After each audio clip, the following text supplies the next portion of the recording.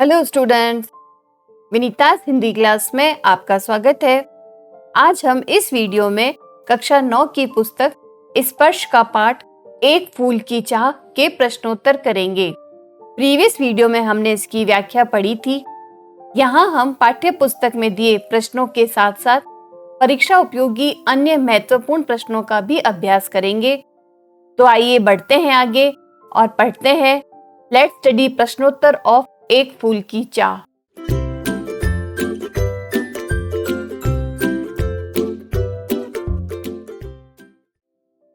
निम्नलिखित प्रश्नों के उत्तर दीजिए। इसमें पहला है, कविता की उन पंक्तियों को लिखिए जिससे निम्नलिखित अर्थ का बोध होता है। सुखिया के बाहर जाने पर पिता का हृदय कांप उठता था। तो इसका वर्णन कविता की कौन सी पंक्तियों से होता है, हमें उसके बारे में लिखना है। इसका उत्तर होगा, नहीं खेलना रुकता उसका, नहीं ठहरती वह पल भर, मेरा हृदय कांप उठता था, बाहर गई निहार उसे। नेक्स्ट है, पर्वत की चोटी पर स्थित मंदिर की अनुपम शोभा। इसका आंसर होगा, ऊंचे शैल शिखर के ऊपर मंदिर था विस्तीर्ण विशाल, स्वर्ण कलश सरसिज विहसित थे, पाकर समुदित रवि कर जाल। अगला है, पुजारी से प्रसाद या फूल पाने पर सुखिया के पिता की मनस्थिति। इसका आंसर हो गया, भूल गया उसका लेना झट, परम लाभ सा पाकर मैं, सोचा बेटी को मां के ये पुण्य पुष्प दूं जाकर मैं। अगला है,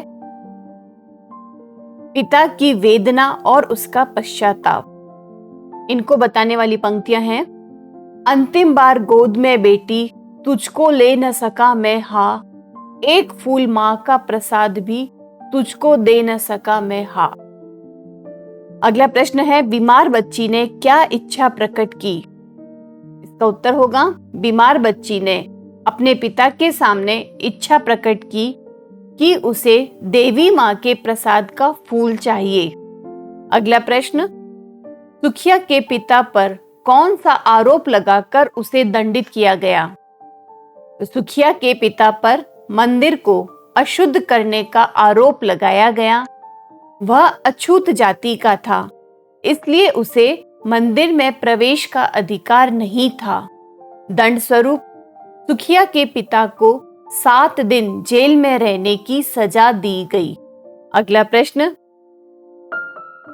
जेल से छूटने के बाद सुखिया के पिता ने अपनी बच्ची को किस रूप में पाया। जेल से छूटने के बाद सुखिया के पिता को उसकी बच्ची कहीं नहीं दिखी, तो उसके रिश्तेदारों से उसे पता चला कि उसकी बच्ची मर चुकी है और उसका अंतिम संस्कार भी किया जा चुका है। जब वह शमशान पहुंचा, उसे उसकी बच्ची राख के ढेर के रूप में मिली।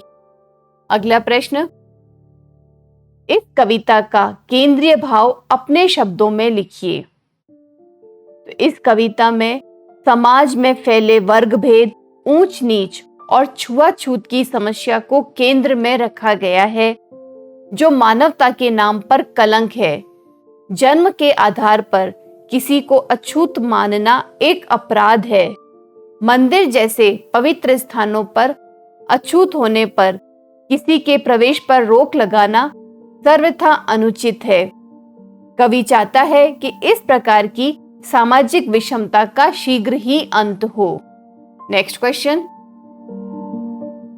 इस कविता में कुछ भाषिक प्रतीकों या बिंबों को छांटकर लिखिए। उदाहरण दिया गया है, जैसे अंधकार की छाया। तो इसका उत्तर होगा, निज कृश रव में, स्वर्ण घनों में कब रवि डूबा, जलते से अंगारे, विस्तीर्ण विशाल और पतित तारिणी पाप हारिणी। निम्नलिखित पंक्तियों का आशय स्पष्ट करते हुए उनका अर्थ सौंदर्य बताइए। तो यहाँ दो पंक्तियां दे रखी है, हमें पहले उसका आशय बतलाना है, उसके बाद उसके अर्थ का सौंदर्य समझाना है। इसमें पहला है, अविश्रांत वर्षा करके भी आंखें तनिक नहीं रीती। इसका आशय होगा कि अपनी मरणासन पुत्री सुखिया को याद कर सुखिया का पिता अपना दुख आंसुओं के माध्यम से प्रकट कर रहा था। 7 दिनों तक रोते रहने से भी उसकी व्यथा या उसका दुख कम नहीं हुआ था। अब इसके अर्थ सौंदर्य को देखिए। बादलों के 1-2 दिन बरसने से ही उनका जल समाप्त हो जाता है और वे अपना अस्तित्व खो बैठते हैं।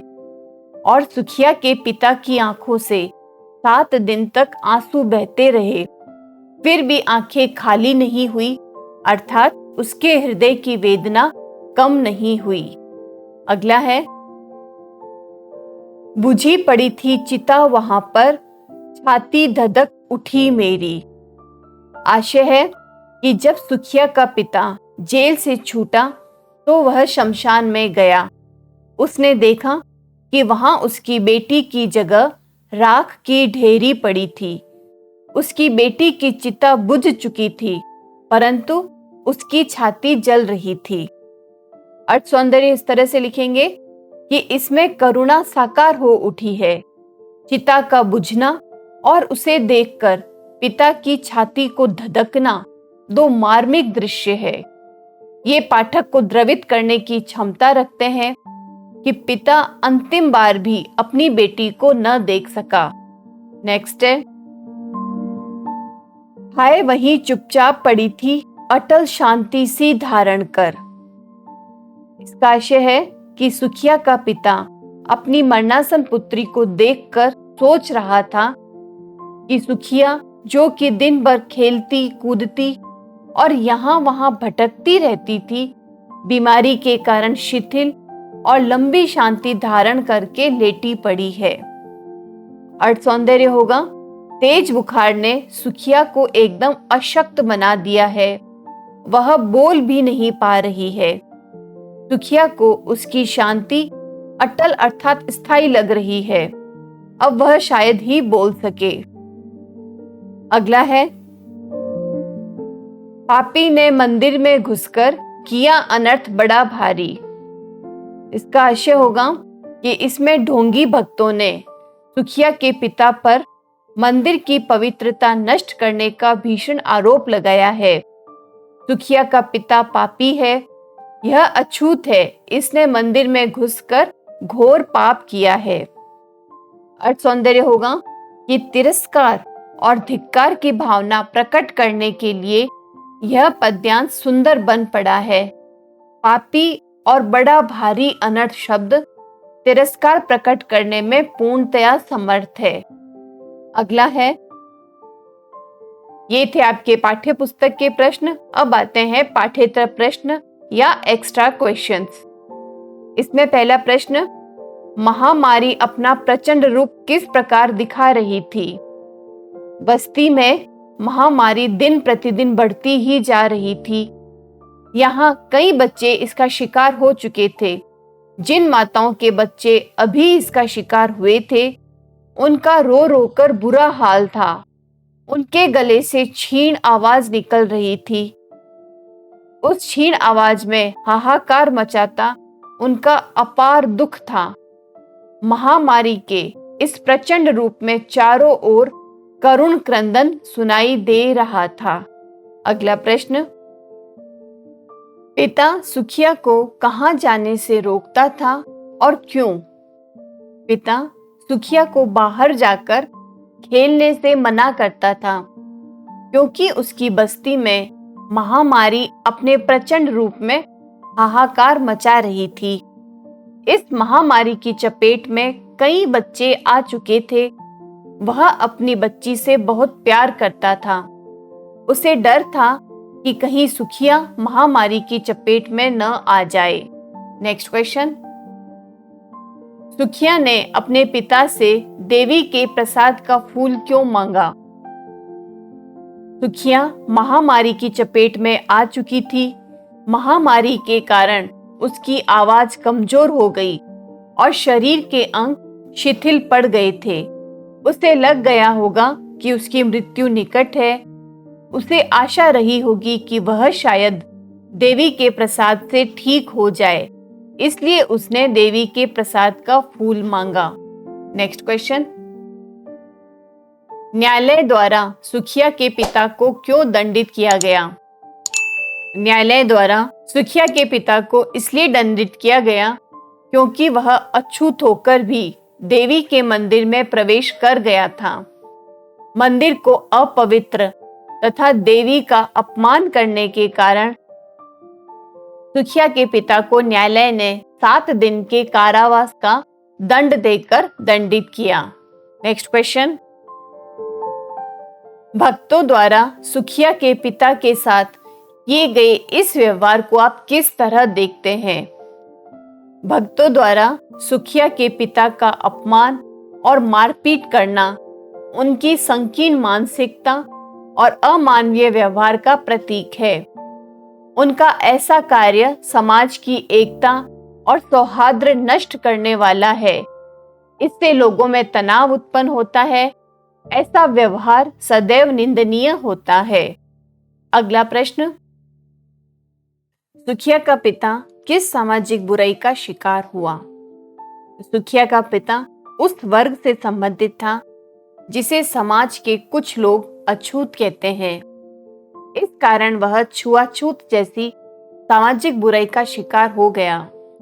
अछूत होने के कारण उसे मंदिर को अपवित्र करने और देवी का अपमान करने का आरोप लगाकर पीटा गया और उसे 7 दिन की जेल भी मिली।